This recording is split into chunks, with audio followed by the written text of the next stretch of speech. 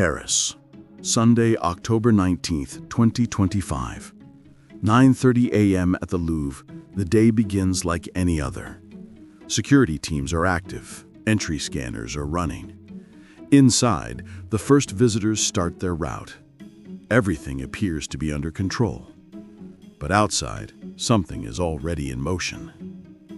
A white lift truck stops along Quai François Mitterrand, right in front of the museum. No markings, no logos. It parks against the flow of traffic. 4 men step out. They wear fluorescent vests and helmets. To anyone nearby, they look like maintenance workers. No one reacts. 2 men climb into the bucket. The hydraulic arm starts to rise. Slowly, precisely, it extends toward a balcony on the first floor. Behind that window is the Galerie d'Apollon. They know the timing. They know the guard's route. They know this window is not covered by an external camera.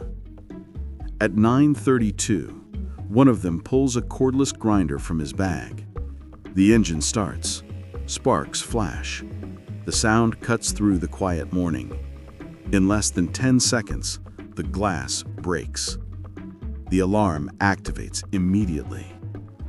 Inside, red lights flash and sirens echo through the corridors. Security teams respond, but according to protocol, they focus on protecting visitors first. Doors close. Tourists are moved away. No one yet knows how many intruders there are or where they are. The 2 men step through the broken window. No hesitation. They move directly to the cases that hold France's crown jewels. The Galerie d'Apollon contains 8 pieces of exceptional value. A sapphire parure, once owned by Queen Marie Amélie. The emerald jewelry of Empress Marie-Louise. Diamond brooches, 2 imperial tiaras, and the crown of Empress Eugenie. The total estimated value approaches 88 million euros. The thieves split tasks. One keeps watch, the other uses the grinder again. Reinforced glass gives way under the vibration. One case opens, then another. In less than 2 minutes, both are breached. They grab the jewels, wrap them quickly, and place them in black bags. They touch nothing else. At 9:36, the men retreat toward the window. Outside, the plan calls for destroying the lift truck to erase evidence. One of them pulls out a bottle containing accelerant. Before he can act, a museum employee appears in the hallway. The intruders abort the plan. They drop a vest, the grinder, and part of their tools.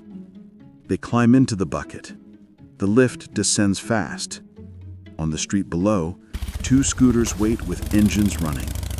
The 4 men leave in pairs, heading south along the sign. From the first spark to the escape, 6 minutes and 50 seconds have passed. Inside, the museum goes into lockdown. The alarm spreads through every wing. Visitors are evacuated. By 9:40, police arrive. The Louvre closes its doors. By 10:15, the Brigade de Répression de Banditisme, the BRB, France's organized crime unit, takes control. They are joined by the Central Office for the Fight Against Trafficking of Cultural Goods. The scene is secured. Forensic specialists begin collecting evidence. Every surface is photographed. 150 samples are taken. Fingerprints, fibers, shoe prints, and DNA from the vest and the grinder left behind. The lift truck is sealed and examined. It is spotless, too spotless. No serial number, no label, no company authorization. They run the registration. Within hours, they find a report filed 10 days earlier. A Boker Agilo lift truck was stolen on October 10th from a company in Val d'Oise. The description matches exactly. Back at the Louvre, investigators continue their work. Laboratory tests on the vest and grinder reveal DNA profiles from 2 individuals. The results return within 48 hours. Both profiles match men already known for theft and armed robbery. Surveillance begins immediately.